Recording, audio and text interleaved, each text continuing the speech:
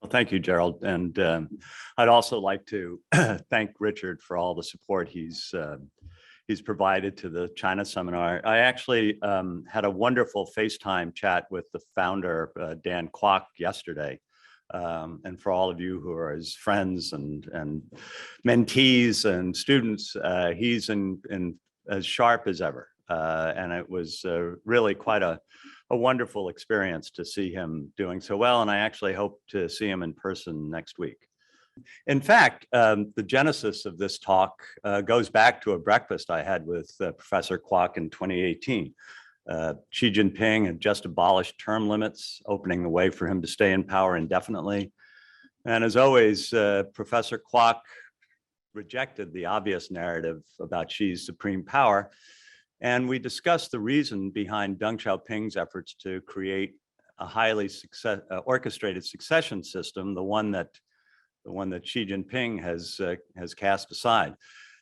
The reason behind that was that at the time in the early 80s, the Communist Party leadership had all suffered at the hands of Mao Zedong, and no one wanted a return to the zero-sum politics that characterized his rule, and that of Mao's role model, Stalin.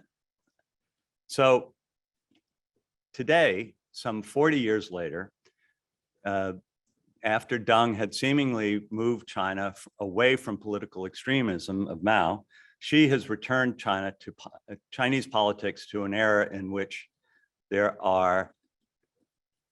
can only be one winner.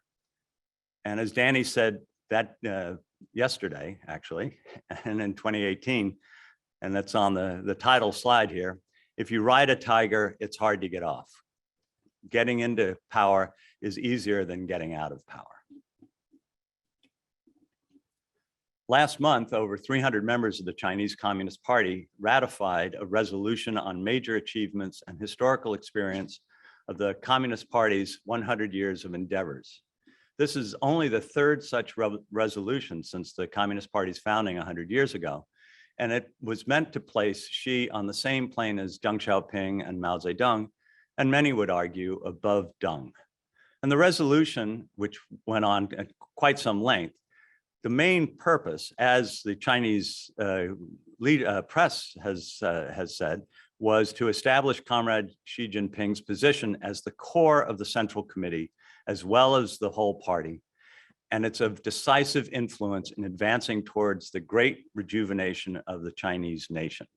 So Xi Jinping has placed himself as the one person who can lead China to the great position that it deserves. Now, the Chinese system has long been praised by foreigners, particularly business people, for its ability to get things done. High-speed rail, metro, superhighways, massive nuclear power plants. But even in China, interest groups have always found ways to slow things down. There's an old Chinese saying that the mountains are high and the emperor is far away. But Xi's assumption of supreme power 3 years ago and its ratification last month was meant to put an end to the final hurdle slowing China's progress to reassuming its rightful place as the world's preeminent superpower. But as Dan's little saying about riding the tiger, implied, with supreme power comes total responsibility. Of course, all success and praise go to Chairman Xi right now, but so too will the blame when things go wrong. And right now, China is facing some very difficult challenges. In fact, some analysts believe that it is an inflection point that will determine whether it continues its peaceful rise or enters an era of potentially dangerous stagnation. The slide shows just some of the challenges that Xi must address in the next few years, some of which have been exacerbated by his own actions. Many analysts attribute much of Xi's current policy drive to his desire to reshape Chinese society into a purer, less sybaritic place. But today I will focus only on more observable phenomena and not talk about what Simone Leigh once called the Chinese shadows. Let's start with COVID. Now, certainly Xi Jinping had nothing to do with COVID's arrival in China, and China is justifiably proud of its efforts to limit deaths, and they've succeeded in keeping them around 5,000. The Communist Party of China cites this success as evidence that its authoritarian model is superior. But there are problems that come along with it. This recently was a headline on Reuters, but it's a report from a Beijing University mathematicians who said that as many as 680,000 Chinese a day could die if China opened up its borders the way the United States and France has. Zero COVID has meant cutting China off completely from the world and from each other in many ways until everyone could get vaccinated. But it has turned out that Chinese vaccines are not as effective as Western ones. And if China's borders remain closed to the outside world for the next few years, the world will progressively gain more. The world will progressively gain more immunity to COVID, so that when China eventually opens up, COVID would come into what one scientist called the world's most COVID naive population. That is, they won't have been vaccinated sufficiently and they won't have encountered it naturally. But staying cut off from the world creates other problems as other countries open up. Most importantly, Xi himself cannot admit that he made a mistake, that COVID-0 was a mistake. And so China is facing a real conundrum. Another problem that Xi did not create is inequality. In fact, this is one of Deng Xiaoping's legacies. He said that it was okay, even in a socialist country, if some people got rich before others. That worked for over 20 years, but increasing social tensions forced Xi to come up with a new campaign, which he called common prosperity. This was only in the summer, so the outlines are skimpy, but the idea is to use taxation and other income redistribution levers to expand the proportion of middle-income citizens, boosting incomes of the poor, and rationally adjust excessive incomes, like for all those billionaires that you read about in Forbes every year. This is what Xi had to say in the top theoretical journal of the party. Only by promoting common prosperity, increasing the income of urban and rural residents, and improving human capital can we increase overall productivity and consolidate the foundations for high quality development. China must prevent polarization, promote common prosperity, and achieve social harmony and stability. Well, something that we'd all hope for, but the ways of getting there require that he start interfering with other elements of the Chinese economy. And so even though these moves are unlikely to create the common prosperity that he desires quickly, they will create other problems for his regime. Another problem he didn't create is demography. And this is a story from the Financial Times. And basically, China is poised to pass one of the great but discreetly discussed demographic inflection points. Diaper products, diaper producers, analysts, and investors have said that the Chinese market for adult diapers could exceed infant products by 2025. China's population of people older than 65 is expected to hit 365 million in 2050. From 2020 to 2050, China will lose 200 million working age adults and gain 200 million senior citizens. That will require, just to provide medical and social security care, that China's budget for social issues will have to triple to 30%. Now, in 2016, China, the Communist Party got rid of its one-child policy, which has created this demographic catastrophe. And this year, they even lifted the limit to 3. But as we will see, millennials want no part of having more children. So in 2020, China recorded only 8.52 births per 1,000. Now, in comparison to Japan, it's 7.2, and Korea is 7. But both Japan and Korea are already wealthy countries, as according to economists. China is still stuck in its middle income trap.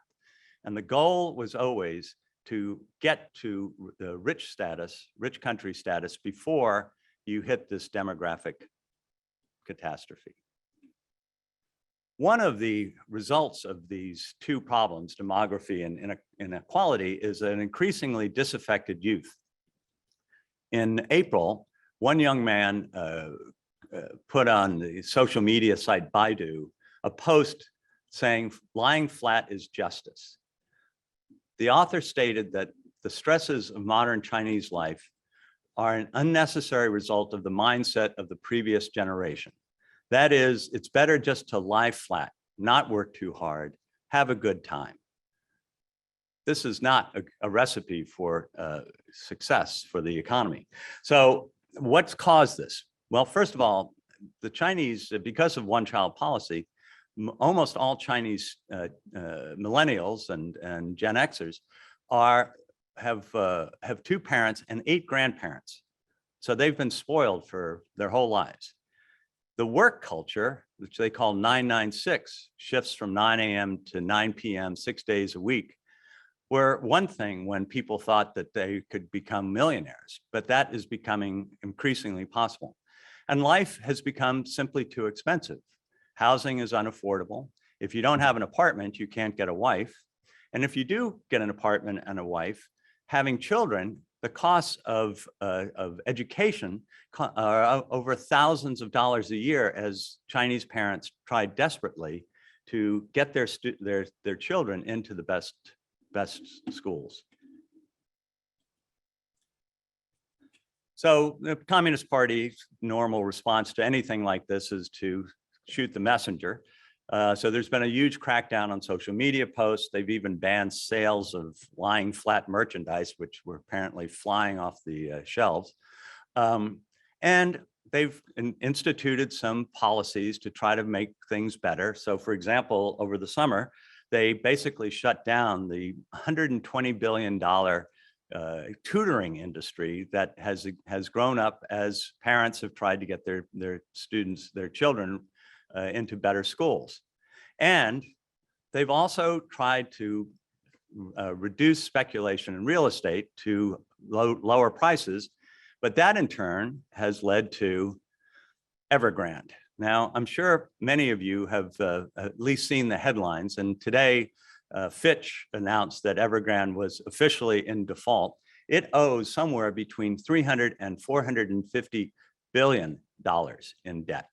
It is most of that, by the way, is coming due in the next year. It is not even China's biggest real estate company. It's just its worst one. There's another one called Cassia that's equally in debt. And in fact, this has rippled through the entire industry. Basically, what's happened because of this demise of Evergrande, it's caused people to lose faith in the real estate market.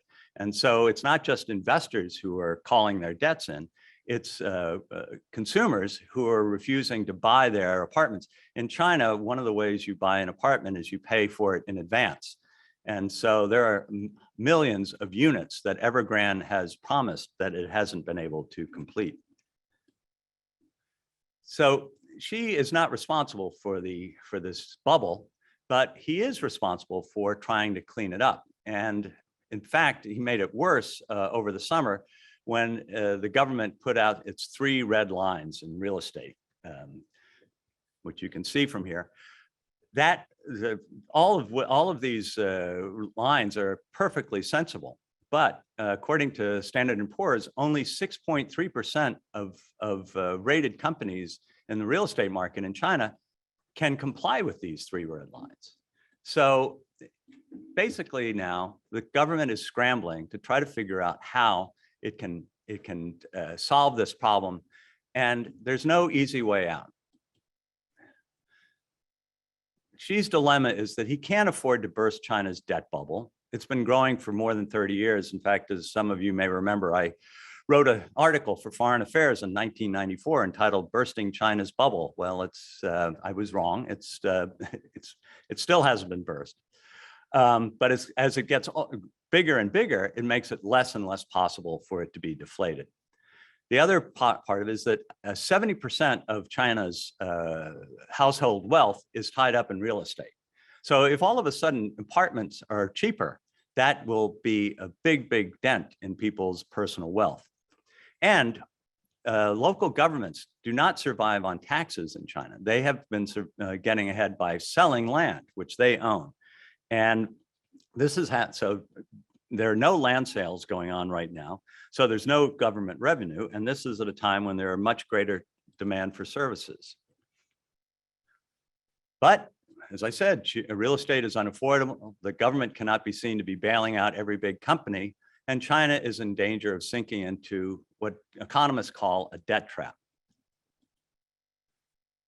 This is an interesting thing, interesting concept. It's called incremental capital output ratio. And it basically means how much financing do you have to put into an economy to get more output. And although this looks like it's a positive thing as it goes up, in fact, what's happened is the incremental capital ratio has gone from 3 to 9, which means that it takes 3 times as much debt to get 1 incremental bit of GDP. Now, the way to get around this is to have greater productivity and innovation. But unfortunately, in China, the political allocation of capital has meant that most of the money is going into state-owned enterprises, which are much less efficient than the private sector. In fact, today's private companies' rate of return on assets is 9%, but standard state-owned enterprises is only 4%. So what they need is to have more commercial innovation, more productivity. So of course, this summer, or this past year, the Communist Party decided to crack down on the one part of China's economy that has been pushing productivity and innovation, the commercial, the online technology sector.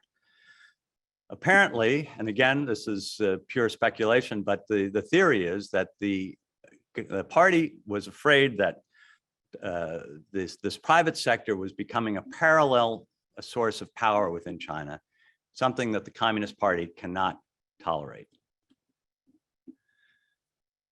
Meanwhile, so the government has been pouring money into chips and other high-tech industries, but they're pouring it primarily into state-owned enterprises. And so far, there has been very, very little production from them. Meanwhile, the world is becoming more hostile to some of its tech champions like Huawei. And so again, they're facing a real conundrum. One of the great hopes for Xi's reign was that he would use his power to rationalize the strange mix of state-set and market-set pricing, and to go through a series of market reforms, which China has been playing with since Deng Xiaoping began all of this back in 1978. So just how little progress has been made is demonstrated by the electricity shortages, which we saw in China that rolled across northeastern China during this past fall. The reason for these shortages is that there were coal shortages, which were at least partially caused by China teaching Australia a lesson and not importing any of its coal. But anyway, but the real problem is that in China, coal prices are unregulated. Electricity prices are regulated. So if you're an electricity producer and your inputs are going up and your output prices stay the same, what do? Well, you produce less electricity. Anyway, here is a list of things that people were hoping might get addressed during this Xi period and which have not. It's a long list that hasn't gotten any shorter. I'm going to skip through this rather down in the weeds thing, but I'd be happy to discuss it later. So if there is one challenge that Xi must take full responsibility for, it's China's aggressive behavior in the South China Sea, its threat to Taiwan, and its angry attacks towards any country that doesn't immediately defer to China's wishes. You may remember I gave a talk on this issue 1 year ago, so I won't detail China's aggressive behavior. In fact, instead I'll focus on the blowback.